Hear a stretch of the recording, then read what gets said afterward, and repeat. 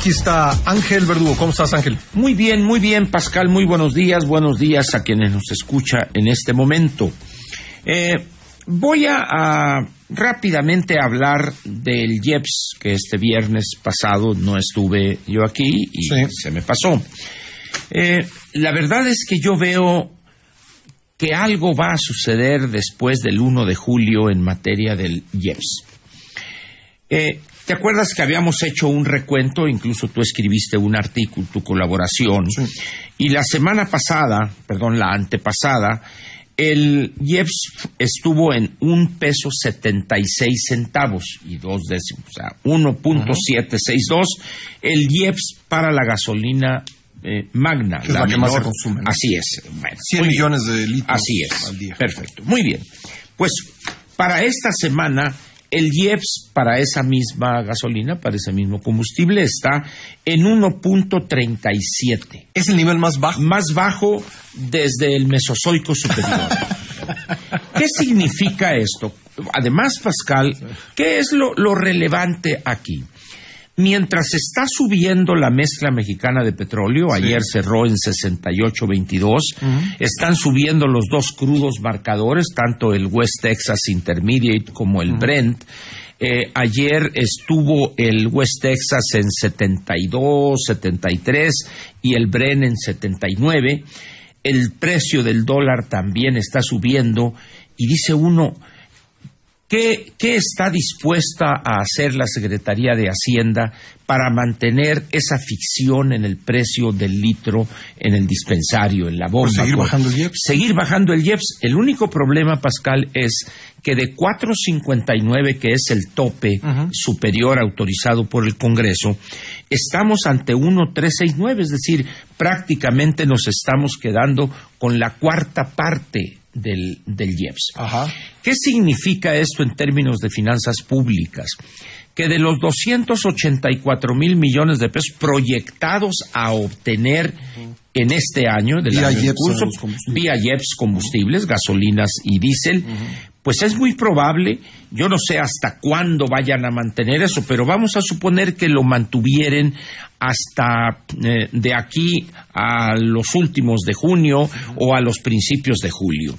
Eso significaría una sangría importante y, repito, no es estímulo. Hacienda le llama estímulo. Le llama estímulo y por eso el periódico Excelsior lo entrecomilló. Efectivamente. Porque así lo llama Hacienda. Pero yo no tengo es mis dudas de que sea un estímulo. No es un estímulo, es simplemente abdicar por razones políticas de la facultad de cobrar un impuesto. Hasta que no expliquen... Hasta que no haya una mejor explicación. Mejor explicación. Tenemos derecho a pensar que es por razones políticas. Bueno, pero hay otra cosa todavía más grave de la cual no se habla, Pascal, que es la siguiente. ¿Cuál es la fundamentación, vamos a decir, filosófica del IEPS?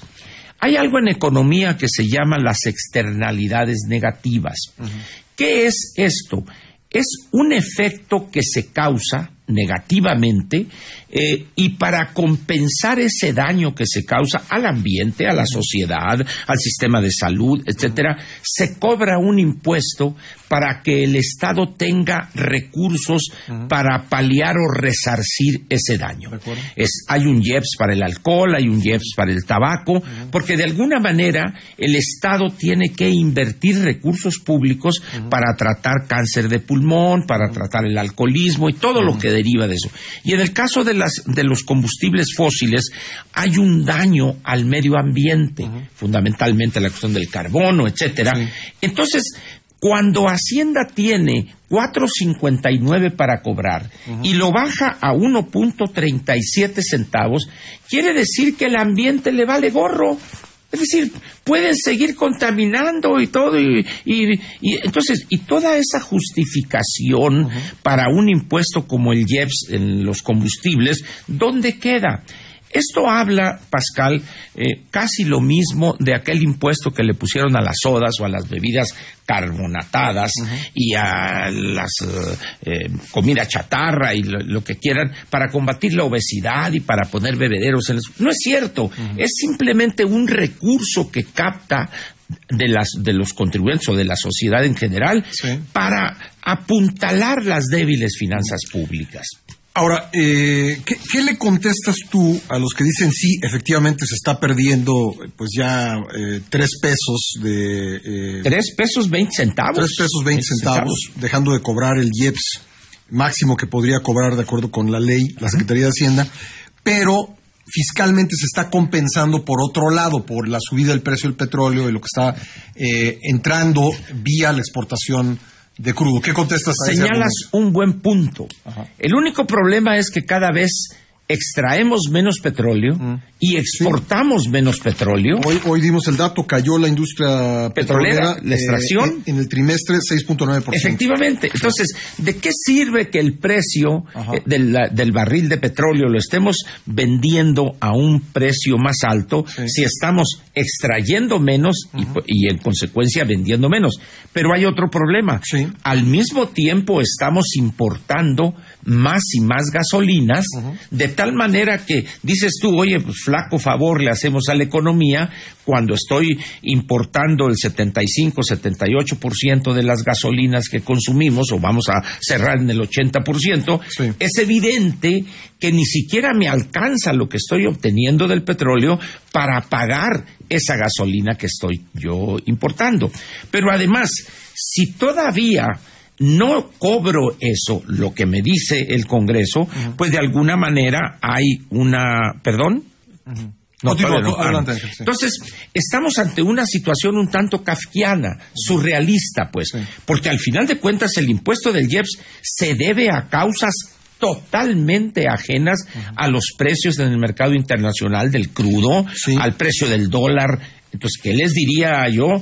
Señores, que no se confíen con ese espejismo de que estamos compensando con ese precio más alto del petróleo, que está en 68.22 la mezcla ayer, pero estamos exportando cada vez menos. Oye, como muestra de lo que han subido los precios internacionales y en un país donde no hay estas distorsiones de las que hablamos en México, de acuerdo con la AAA, la Asociación Así es, American Automobile ha subido este año 25% el precio de la gasolina en Estados Unidos. Bueno, ¿te acuerdas que aquí hacíamos los cálculos? Yo lo he dejado de hacer, pero hoy el galón de gasolina regular, que equivaldría a la magna, en promedio en Estados Unidos debe de andar en los 2.70, 2.75, cuando no hace mucho aquí lo calculábamos a 1.50, 1.55, 1.70. Es decir, ¿por qué razón? Porque allá efectivamente el mercado de los combustibles es completamente libre y el porcentaje de impuestos, ese ahí está, llueva o truene o relampaguee, que es alrededor, por ejemplo, en Texas del 22%. No lo bajan. No, nada. Por a ver, que si Trump dice, a ver, bájale el IEPS acá en Texas, porque... No. Es decir, aquí estamos otra vez ante esa escenografía que montamos y luego nos asustamos de eso. ¿Qué sería lo correcto? Aplique el 459, maneja correctamente ese ingreso para la protección ambiental y en un determinado momento que se use menos el automóvil, porque, repito, ese es el objetivo del IEPS. Pues sí, pero si de por sí el precio de la gasolina ha sido un tema de campaña, imagínate que estuviese en 3 pesos más. Bien, el único problema es, ¿qué va a suceder? ¿Qué va a pasar después? Cuando a partir del 2 de julio ingresó... Y sobre todo, ¿qué va a pasar con el siguiente gobierno?